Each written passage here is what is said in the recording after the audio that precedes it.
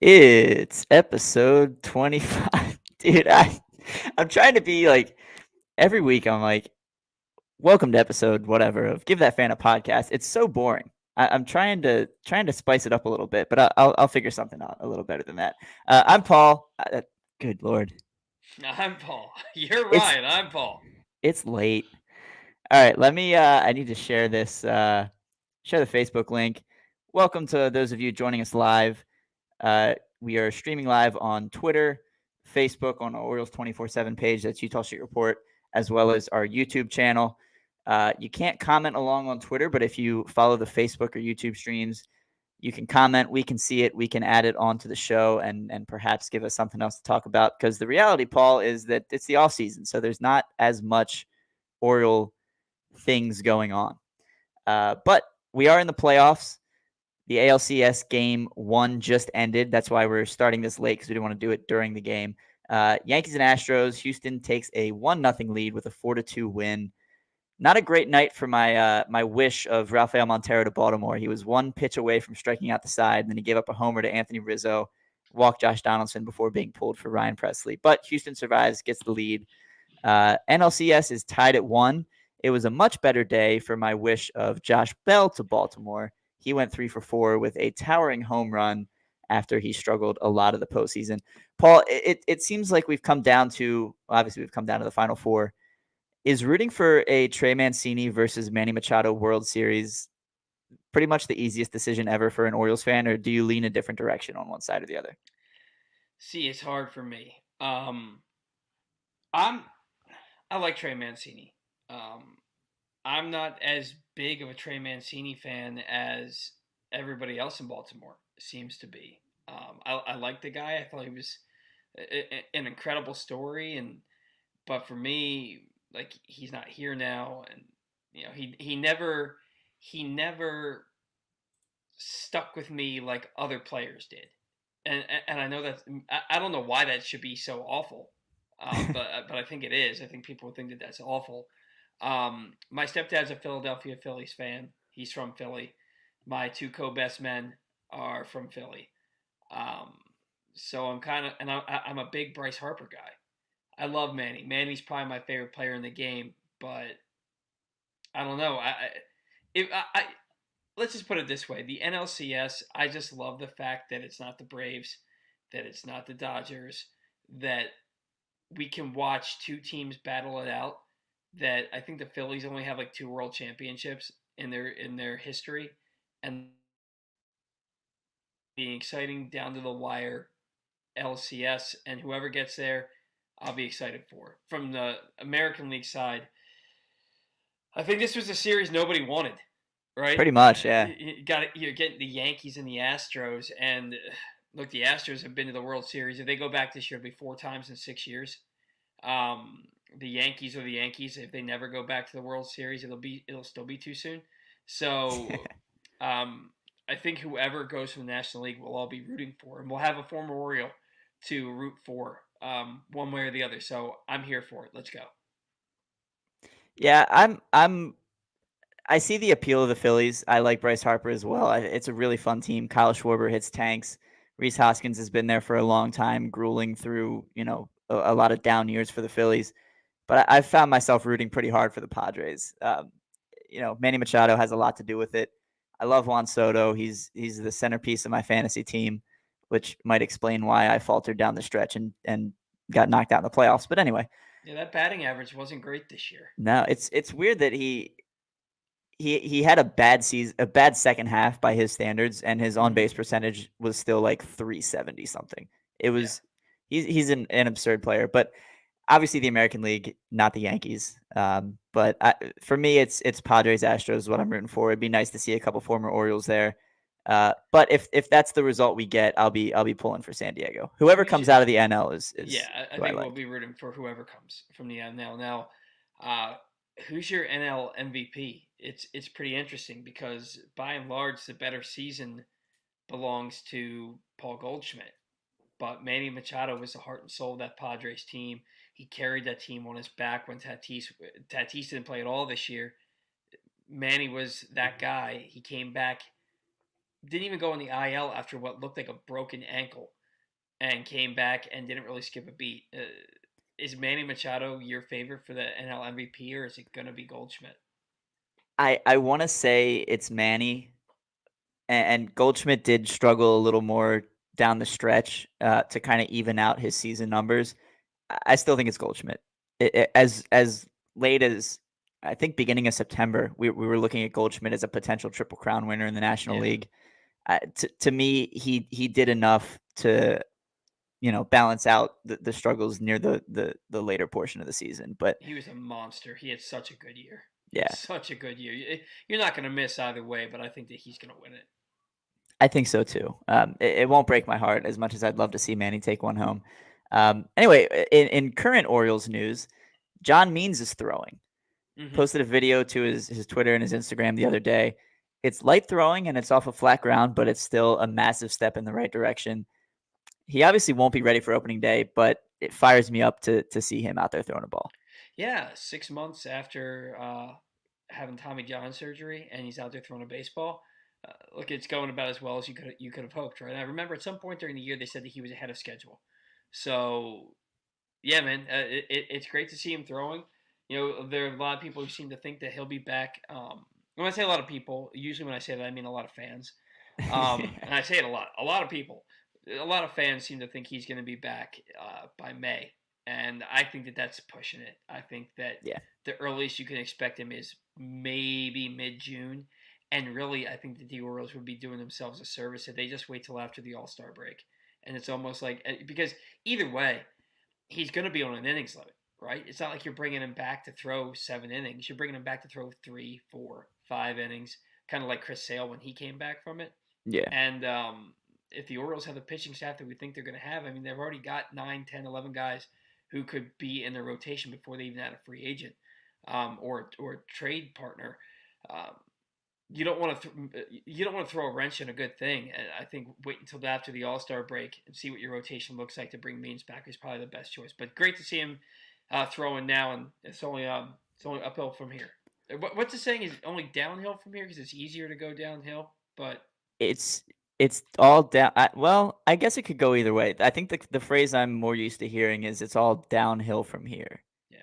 But Is it's it? only going to get better from here. We'll just say that it's only going to get better from here. Now I'm questioning whether or not that's the more common phrase. I'm trying It to think of is. like context that you hear it in.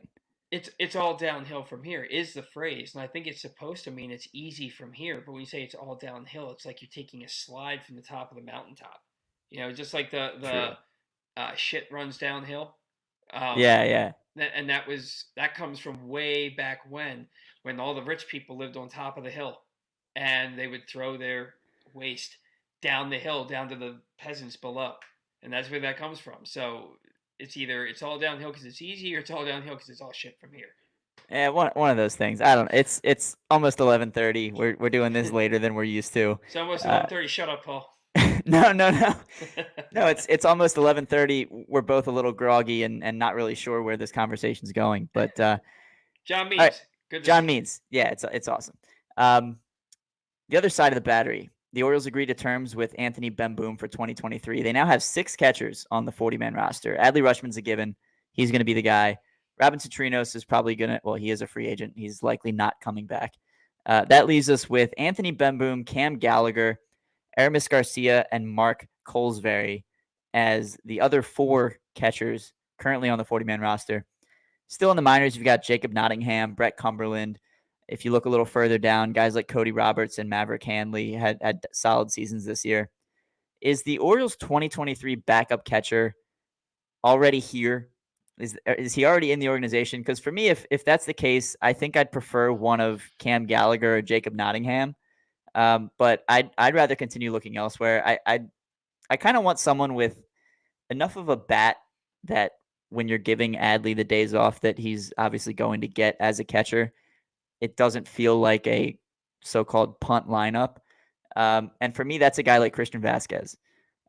He's solid defensively. He's got a good enough bat. It's kind of a bat that screams backup catcher, and I don't mean that in a bad way. I mean it in the sense that it's serviceable, but it's not starter worthy. But it's not something that's going to hurt you. He hit 274 this year. Doesn't walk a ton. half decent power numbers. And he could replace Chirinos' veteran leadership too. Chirinos is a guy who has playoff experience. Vasquez is in the same boat. So, someone like him kind of strikes my fancy a little bit. Yeah, I kind of look at Christian Vasquez as a starting catcher though in the league. I mean, maybe he's never really. I feel like he's been like a really good starting catcher in the league, hasn't he? Well, that's the question. Is he's been fine, but the question is, would he be willing to accept a deal to be a backup? I mean, he is going to be 33 soon. I can't imagine that he would be. Not to be the backup to a guy like Adley Rutschman. If he was going to be a backup in the sense that one guy plays, 90 games and the other guy plays 72, then maybe. But Adley's going to catch 135 games, 125 to 135 games. Adley's going to catch. So I can't imagine that somebody who still has the pop in their bat and the skill set that Christian Vasquez has would be willing to take a backup role. To answer your first question, I don't know who the backup catcher is. I don't know if he's already in this system or who it could potentially be. I just feel like people are expecting somebody better than Chirinos, and yeah, maybe you can get somebody better than Chirinos. Maybe you can get somebody that can hit 230, but your backup catcher is going to be a backup for a reason. If they can hit and play good defense, they're going to find a starting job somewhere. Yeah. So and that's the thing when you're trying to find a backup on the free agent market is the guys who seem worthy of a roster spot are going to be in search of starting jobs. Yeah. And the guys who are not as good are the ones who are going to settle as backups, and that's what we saw with Chirinos. Turning 38 wasn't no longer in his prime, to say the least. He's still looking for another big league contract. I don't know if he's going to get it, but I could see the Orioles giving him a minor league contract and invite to spring training. Maybe he and Adley seem to get along well. Brandon Hyde seemed to love him, but defensively, your backup's got to be a good defensive player. Do you see a Tucker Barnhart or an Austin Hedges type finding a backup deal, or do you think they are starters as well? No, I don't think that Austin Hedges is a starter. I don't know much about Barnhart, but I don't think that a guy like Austin. I thought about Hedges earlier this postseason, and I've never looked at him as. I know that he was hyped at a point, but I've never looked at him over the last few years as a guy who's a starter. That's a guy who's got some pop, who can. He can turn around on one every now and again, and he can play a good defensive catcher. So that's a guy who I think the Orioles could target, and I wouldn't be surprised if they did. Right now, though, it's so early to tell. Yeah, the problem with Hedges is I love the glove. I think he is a suitable backup, but the bat just is not good. Yeah. It's like you said, he'll run into one every once in a while, but most big league players will. And Hedges just has not put together a good offensive season yet in his career. He's only 30, so he might still be on the hunt for a starting job. Whether or not he finds it, who knows? But I'd be very surprised just because of his bat, if he would find a starting job anywhere. But in any event, the Orioles do seem to be stockpiling on backup catcher options. So maybe someone runs away with it. I tweeted the other day the clip of I don't know if you're a Shrek fan. It's one of my seen Shrek. one of my favorites. It was the scene where he's trying to find he and Donkey go on this mission to find Lord Farquaad and get his swamp back, and he ends up walking into basically a coliseum where they're about to have a fight to see who's going to go on this quest for the king, and Shrek and Donkey just destroy all of them. And that to me was a metaphor for what the Orioles catcher competition is going to be in spring training. It's going to be Adley Rutschman and then the rest of the field, and no one else is going to fight him for the top spot, but maybe someone survives and comes out as the guy. All right, moving on to the bullpen. And this isn't going to be an episode where we break down all the positions and, how can we improve, blah, blah, blah. We have a long off season to do that. But in recent moves, a lot of the weak links from the 2022 Orioles bullpen have been designated for assignment or released. Jake Reed was claimed by the Boston Red Sox. Bo Sulser was claimed by the Pittsburgh Pirates. Lewis Head cleared waivers and was outrated to AAA. Those are the three that have been designated for assignment. And Denji Reyes elected free agency.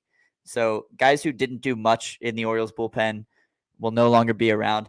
And looking forward, Paul, I think there are 4 guys who have secured their spots for next season.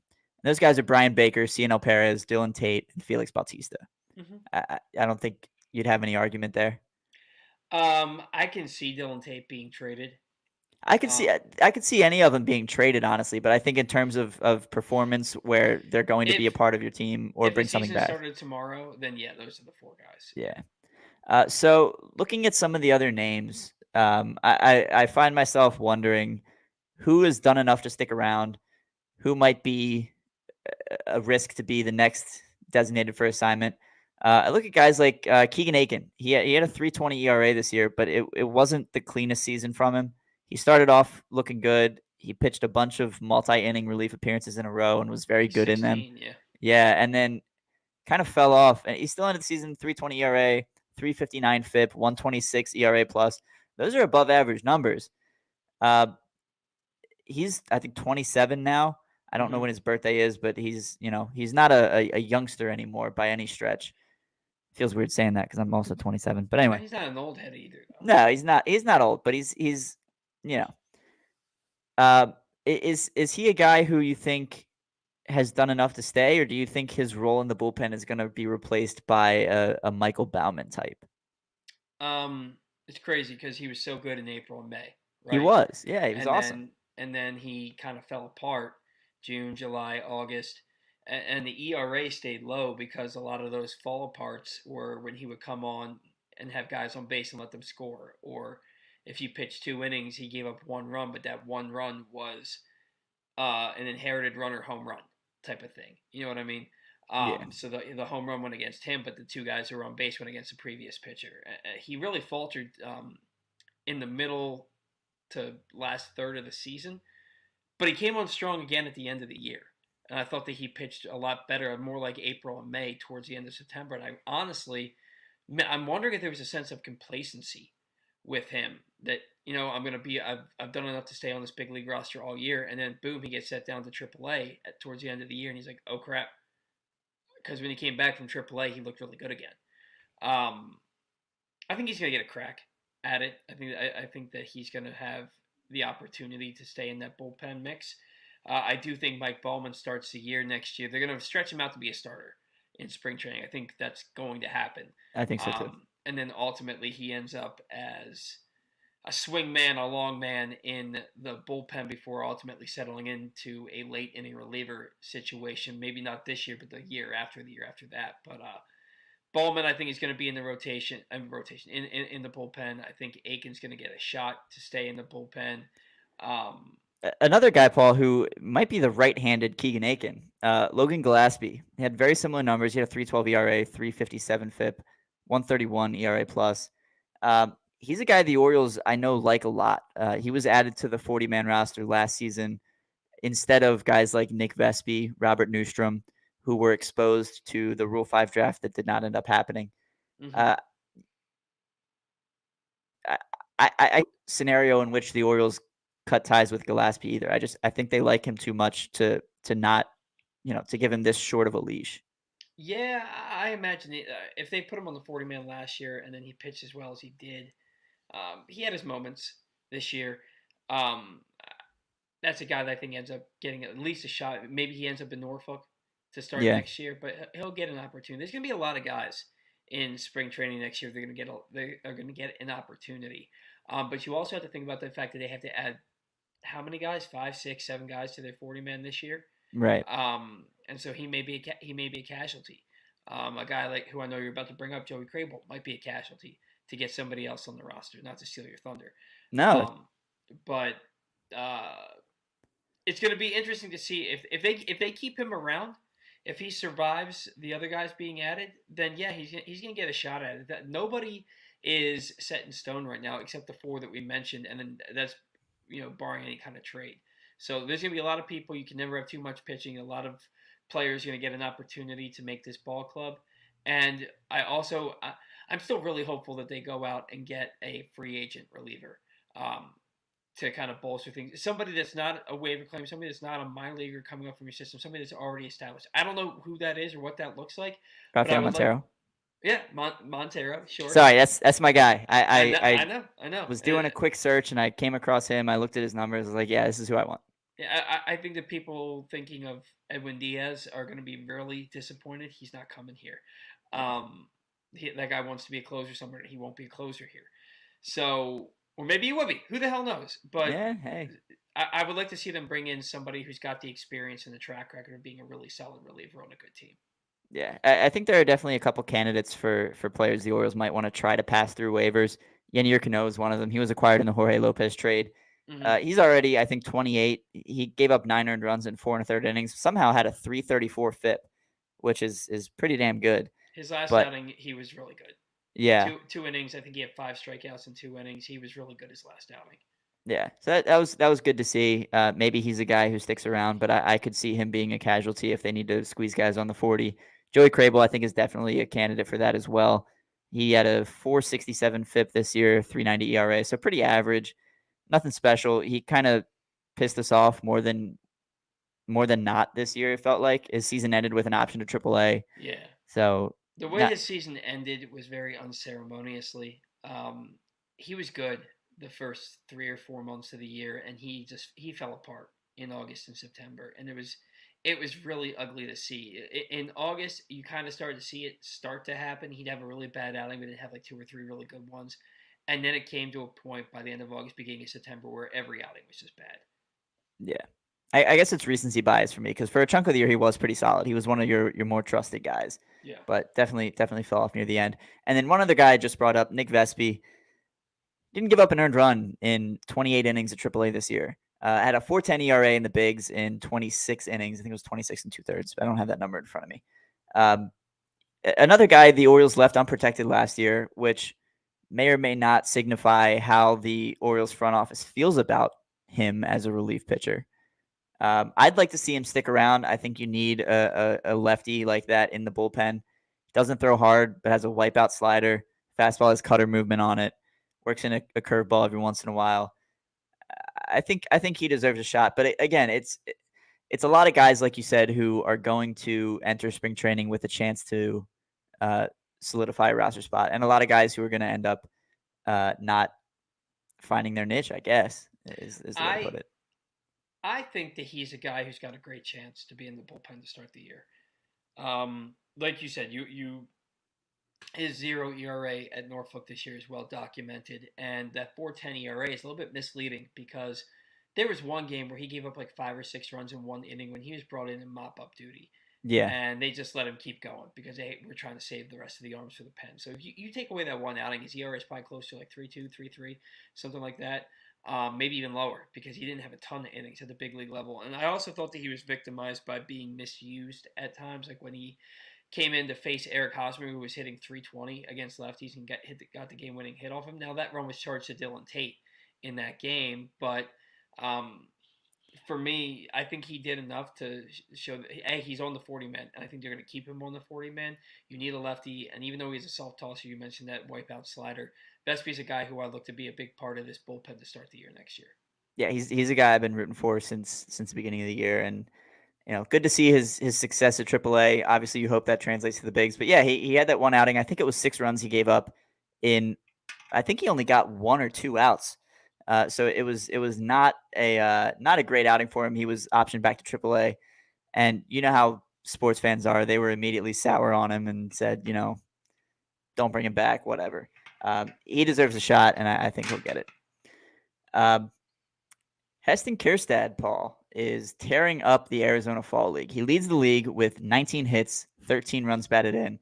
He's tied for the league lead with 4 home runs, slashing 373, 396, 686. That's good for a 1.082 OPS.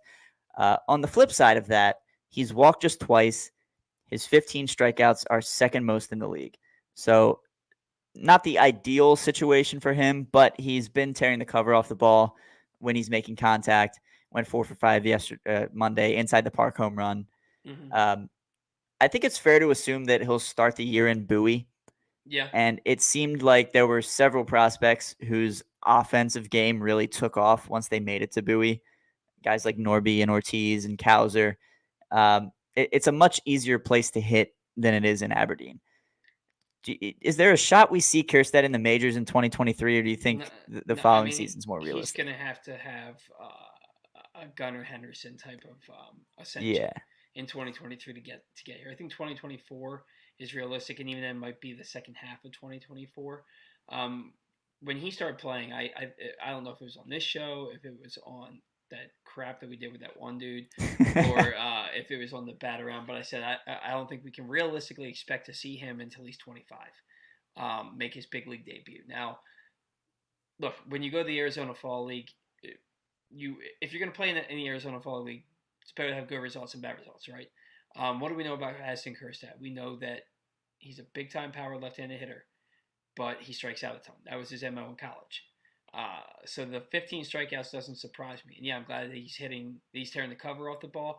But I don't put a lot of stock into the Arizona Fall League. Yeah. That's usually a bunch of young prospects and a bunch of prospects who are coming off injury that are playing there. So And it's also important to note that out in Arizona, a lot of the pitchers who are there are not trying to strike hitters out. They're trying to work on certain pitches that they maybe struggled with throughout the season. Oh yeah, you used to cover the Arizona Fall League, I think it was. Yeah. You went to a lot of those games anyway. Mm-hmm. Yeah. So glad that he's getting good results. It beats the inverse of that, but I don't. It doesn't hold a lot of weight for me. I would much rather wait and see if he's doing that at Bowie this year or wherever he may be before I get too excited. But yeah, it's better than hitting 172 with 28 strikeouts. Yeah, that's for sure. So yeah, I agree with you that I don't think we'll see him next year. Not sure how soon in 2024 we'll see him, but definitely in any event, regardless of the results on the field, it's nice to see that he's finally healthy and feeling like himself and back out on the diamond, because for a while it looked like we might not ever see that. Oh, absolutely. Him being back on the field, him being a dominant hitter when he was in Delmarva, being dominant towards the end of the year in Aberdeen and into the playoffs, and he was a monster in the playoffs for Yeah. Aberdeen, and being a monster on Arizona, where he was this time a year ago. I don't think any of us foresaw this. We thought his career may be close to over before it even got off the ground. So definitely happy to see him doing this, and hopefully can take it into 2023. Yeah, so it could be a power bat for the Orioles in the future. Sure. Another guy who probably won't be, but Here's a guy. could be. Here's a guy who went back to Japan after his season and voiced his displeasure, saying, "I have a rather negative impression of this season." That's Shohei Otani talking about the Angels 2022. Naturally, Paul, trade rumors, as they do, started to fly on social media. We don't know if he actually will be traded, but if he does end up on the market, there's no doubt that the Orioles have the prospects and the payroll flexibility to trade for him and sign him to a big long-term contract extension, which sounds like a pipe dream, and maybe it is. Do you think that Elias would be willing to part with a chunk of the farm system for one guy, even if that one guy is Shohei Otani? That's And a then, million and dollar whether or not question, he huh? signs an extension too is up to whether or not he wants to play in Baltimore. He's been very particular about where he wants to play baseball, and I don't think Baltimore is anywhere close to that list. But Yeah, money talks, so you never know. money talks. They've got something that the Angels don't have, and that's a big time farm system that's going to keep pumping talent through their pipeline. Um, it's a pipe dream. It's a pipe dream. Just Yeah. like me wanting Aaron Judge to sign in Baltimore is a pipe dream. Um, I don't think Mike Elias is building up this big time farm system to throw it all away. And I use the term throw it all away loosely, but to get rid of all these prospects for one guy that might not extend here. Now, if he says, hey, look, I'm going to come there and I'm very interested in an 8-year extension with you, okay. But then who are you giving up? You Right. know, and I guess there's not anybody on the roster except for Rutschman and Gunner that you shouldn't be willing to part with. But I don't want to give up Grayson Rodriguez, No, and me neither. I don't want to give up a combination of Rodriguez, Calzer, Hall, and I don't know Norby or Westberg. I don't want to give those up. I don't think this is a problem we're gonna have to worry about, but it all depends on what the package is and if he can sign an extension. If it's for 1 year, hell no, hell no. Right. Unless they're asking prices Colby Mayo and Joey Ortiz, and that's it. Hell no. There's just no way that I'm giving up the farm for 1 year of a guy who may or may not lead us to a World Series. And I can Yeah, understand his frustration out there because he's the best player on the planet, playing with the second or third best player on the planet, and they can't even win 75 games. It's absurd. it really is, and you feel for that kind of guy because and baseball needs a player like Ohtani in the playoffs. Mm-hmm. Um, they need Can Mike you Trout in the imagine? playoffs. It's crazy, and you feel for him because he came over here from Japan with the intention of being a two-way star, and Mm-hmm. he has done exactly that. But his season is over after 162, and Again. for a player again, and for a player of his talent level, a guy we haven't seen a player like him since Babe Ruth. It's bad for baseball, man. So whether or not he ends up traded, who knows? Baltimore is probably not the most realistic destination. It's fun to think about because he's such a fun player. I ordered a jersey off Amazon. I expected an Ohtani um, Nippon Ham Fighters jersey to run me like $150. It's like $32 on Amazon. Nice. So I got a Japanese Ohtani jersey. I'm excited to start wearing that. But yeah, it's fun to think about, like I said, but probably unrealistic. I bought the wife is a huge Shohei Otani fan. She has been since he got here, since he got to America, and I bought her an Otani jersey for Christmas. Um, Not like a great jersey, but it's an Otani jersey. I bought it for her for Christmas. Our first Christmas together. She's never worn it, not once. Oh man, Not once. I bought her a Manny Machado jersey a couple years ago too. Now, granted, I found it at Goodwill. It was like $5, but she loves yeah, Manny, and it fit her, and she hasn't worn that either. So whatever. But um, yeah, man, I just he should be in the playoffs. He should be on a good team. I can understand his frustrations. That's a guy. He's a difference maker. And can you imagine? Now, don't write this off, right? He wants to stay on the West Coast probably because it's closer to Japan. Um, he gets traded to the Giants, who've cleared a lot of payroll, and then they sign Aaron Judge on top of that. Can you imagine the Giants having Judge and Otani that would be in their lineup and unreal. patrolling their outfield? It would be like the Angels having Ohtani and Trout. Yeah, get ready for the Giants to miss the playoff for the next decade.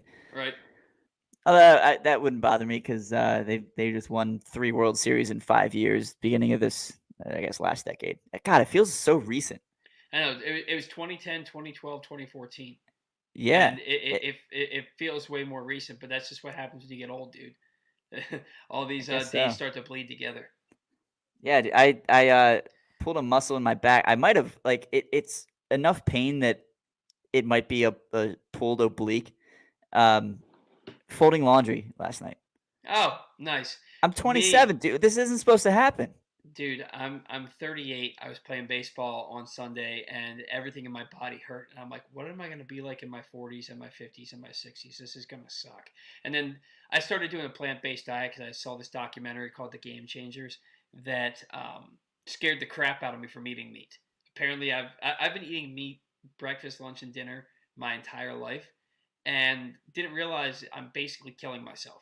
And so I've switched to a plant-based diet, and then feeling strong today. I go to the gym, I get a full back and ab workout, and then I come home and rip a 200-pound bush out of the ground and dig up an old stump that I didn't know was in our front yard. And now my body's killing me. So When'd you start doing that? When'd you go plant-based? Monday. It's Wednesday. Oh, so it's very recent. Yeah, I haven't had a dude. I have never gone a day in my life without eating meat, and I haven't eaten meat since Sunday. I don't know how long this is going to last, but so far so good. Yeah, that's wow. I saw you 4 days ago. We did the bat around together, and yeah, I think wow, I had a cheesesteak that night. Yeah, and now you're a new man. I don't think I could do that. First of all, I don't have enough meat on my bones for it to be a problem. I'm a skinny dude. Oh no, it's a hard thing for skinny dudes too. Watch The Game Changers. It literally scared me straight. I don't want to. I don't want to be scared into giving up meat.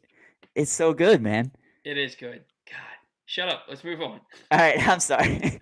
Yeah, Well, I don't have anything to move on to. Did you have any final thoughts about the I wanted to playoffs, the talk Orioles? about I want to talk about Ryan Mountcastle because I heard the guys on 105.7 on the morning show the other day talking about how they think both Jeremy Kahn and Rob Long, I know it was Rob Long, but I think it was Jeremy Kahn also, think Ryan Mountcastle is going to be traded this offseason. And I was really hoping for you to spit your drink out. If you're listening to us in podcast form, Ryan's taking a sip of his drink as I'm saying that. I was going to go, what? I guess it wouldn't be that shocking, but I I have don't too many see. bobbleheads and autographs on my desk to risk that. Screw the electronics, the computer, the microphone, and all that. I It's don't. the Yeah, this bobbleheads. is like a $70 screen at Walmart. I've got a Gunnar Henderson signed golf ball. I've got a Boog Pal bobblehead, Vince Scully microphone. Wow. My ALDS Game 2 ticket signed by Delman Young. I can't risk getting vitamin water all over that. It'd be sticky. It'd be gross. I it wouldn't stun me to see Mountcastle get traded. His type of player, if you break it down by position, first base DH types seem to be pretty replaceable. Mm-hmm. With that being said, what we've seen from Mountcastle the past 2 seasons and factoring in his age, that's a guy I want here for a while. Yeah. Um, I love Jeremy. I'm not sure I'd put a ton of stock into that. It's probably just them sparking conversation. I'm not sure they have any information that would back that up. Maybe they do. I don't know. That's not a knock on them. It's just, I don't know. I don't want him to be traded. Yeah. If he did, if he was, it wouldn't surprise me. It might break my heart a little bit because I'd like to see him get it. I mean, look at Christian Walker. This is a guy the Orioles. He was a similar prospect to Mountcastle. And the Orioles cut ties with him after he started slow. The results weren't there. He just hit, I think, more than 35 homers with the Arizona Diamondbacks this year. He was pushing 40, but you also got to look at Christian Walker. I'm going to pull up his stats real quick. I know he's not a great, well-rounded player. He's pretty much power and I think okay defense. Well, it's not the first time that he's hit 30 homers in his career. People forget that that it was okay. It is the first time, but in 2019 he hit 29 homers and he hit 259 with a 348 on base percentage. This year it was 242 with a 327 on base percentage, 36 home runs, 94 RBIs, an 804 OPS. OPS plus of 126. He was 26 points above league average as a player, and he was a 5-win player, 5.1 B WAR this year. But it's taken him till age 31 to do that. I don't want it to take 6 more years for Ryan Mountcastle to become that player. No, I don't think it will. I think he's already a better overall hitter too. Yeah, no, I agree. And you talked with Connor Newcomb on the Locked On Orioles podcast last week about Mountcastle, and I didn't get a chance to listen to it, but I know you talked about how his peripheral stats were make an argument that he might have even been better than he was in 2021 when he hit 33 homers, set the Orioles rookie mark. He's a talented guy. He hits the ball really, really hard. He's playing very good defense at first base. That's not a guy I want to part with. Not at the beginning of a potential window of contention. And not when you have nobody to replace him with.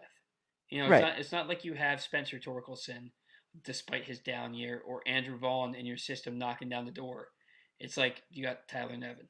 You don't have anybody to replace him with. But if they're trading him, it would have to be part of a package that brings something legit. Otherwise, I would be very upset with them trading him. Don't sleep on my guy T.T. Bowens. He's going to be here soon. You think so? I like T.T. He follows me on Twitter. Jose Bautista was following me on Twitter for a little bit, so. Yeah, same. Didn't he follow like 800,000 people? I think just to troll us. Yeah, legitimately. What a piece of garbage. He was a mess. I finally in Ravens talk, I finally got blocked by Patrick Queen. I called him the Rougned Odor of the Ravens. I saw that, and he blocked you. He blocked me. Yeah, it took him a couple days. I guess he searched his name a little bit later, but I thought that was a good comparison.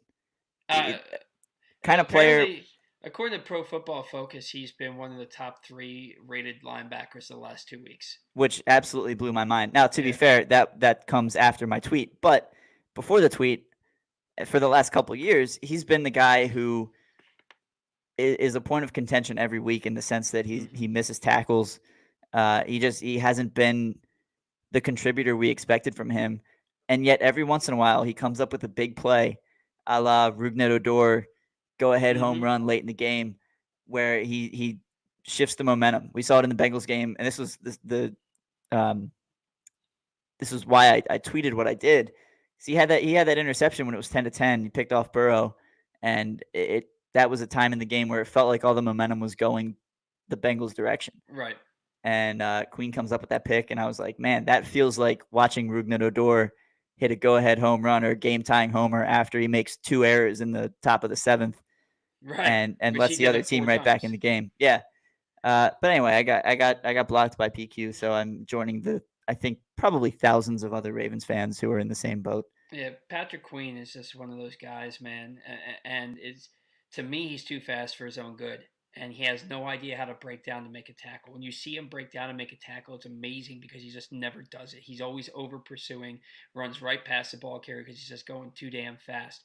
And we're so used to seeing Ray Lewis in Baltimore, and I know it's been 10 years since he was here, but that's like our basis of comparison for every middle linebacker that comes through here. And so when they don't make every single play like Ray did, you're like, this guy sucks. And I don't know, Patrick Queen. They started using him more in the pass rush last week, but I'd like to see him be more of an edge guy and use that speed to get after the quarterback. But this isn't a football show, so I digress. Yeah, back to it's a podcast. And Paul, are you on TikTok? I'm going somewhere with this, I promise. I am, but I don't post anything. I have TikTok because my wife was really enjoying TikTok about a year or so ago, and she would keep sending me links. She's like, "Can you just download the app so that you don't have to so that I don't have to keep sending you links, that you can just look at them?" I said, "Fine." So I download the app and I just watch videos. Yeah, my fiance did the same thing. Sent me links all the time. We did have an account for our cats and our snakes. It was fun, but I bring this up because she suggested to me that we put. I think it was her that suggested it to me. Might have been one of my sisters. That we create a TikTok for the podcast as an opportunity to grow. This is episode 25. I know you haven't been doing it the whole time, but I'd like to continue to get bigger, and I think TikTok might be a solid platform for that. We just kind of post clips, and it feels like we'd be trying to hit a very niche market. Oriole fans, obviously. Yeah. But I don't know. Maybe it's something we play around with. But yeah, I thought about doing that because Section 336 podcast, and we know Josh and Matt Soroka, they post during the season little quips and stuff like that, and I thought to myself, I really want to do that. On TikTok, they do? Yeah, they post on TikTok little things, more Matt than Josh, but thoughts on the Orioles and stuff like that. And I was like, I should start doing that, and I just never did. So I think that could be a good idea. Yeah. Yeah, maybe we make a TikTok and start doing that. I don't know. I want to tweet more from our podcast account too at Give That Fan a Pod. I basically just tweet the show every week. Because I have my personal account, I have my Orioles account, which is where I share all my Orioles thoughts anyway. So I don't know. Maybe another thing I could do, and this might be, well, no, but yeah, maybe TikTok is the move. Maybe we make like an Instagram, post some reels. I don't know.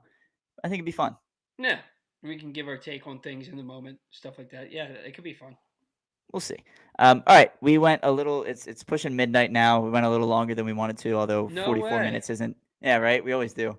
You texted me, you're like, how long are we gonna go? Because you forgot that you got home from work and you were in bed, and I texted you still good to go after the game?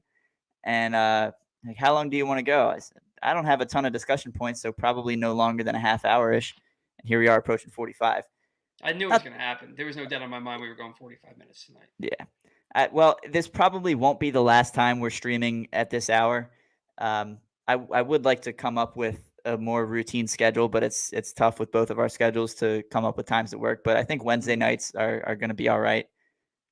Late tonight because we're trying to work around the playoffs, but.